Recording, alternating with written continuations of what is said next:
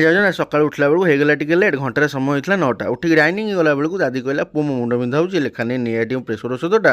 ମୁଁ କହିଲି ବ୍ୟସ୍ତ ହୁଅନି ଦିନେ ଖାଇଦେ, ମୁଁ ରଖିଥିଲି ପାଖରେ ଟେଲମି ଖାଣ୍ଡି ପଟି 10ଟା। ଆଜ୍ଞା ମାମୁଁ ଘରେ ଭଣଜା ରହିଲେ ଘର ପୁରା ହସ ଖୁସି ଆନନ୍ଦରେ ଯାଇ ଭରି। ସକାଳ ଖାଇବାଟା ପୁରା ଜମିଗଲା, କାହିଁକି ନା ମାମା କରିଥିଲା ଇଟିଲି ସାଙ୍ଗକୁ ମଟର ତରକାରୀ। ଦାଦି ନାତି ବସିକି ଦୁଃଖ ସୁଖ ହଉଥିଲେ, ମୋତେ ଦେଖିକି ହସିଲା ଖାଲି ରୁଦ୍ର, କାହିଁକି ନା ମୁଁ ଛୋଟ ପିଲା ଭଳି ହଉଥିଲି ତା ଘରେ। ସେପଟେ କାହିଁକି ମାମୁଁ ଆମ ସହ ଖେଳୁନାହାନ୍ତି କହିକିରି ମହାବୀର ନାଗେଶ୍ୱର ରୋଷେଇ ଘରେ ଅଟା ଢାଳିକିରି 2 ଜଣ ଯାକ ଦେଖୁନାହାନ୍ତି ଖେଳୁଛନ୍ତି କେମିତି ରାଗରେ।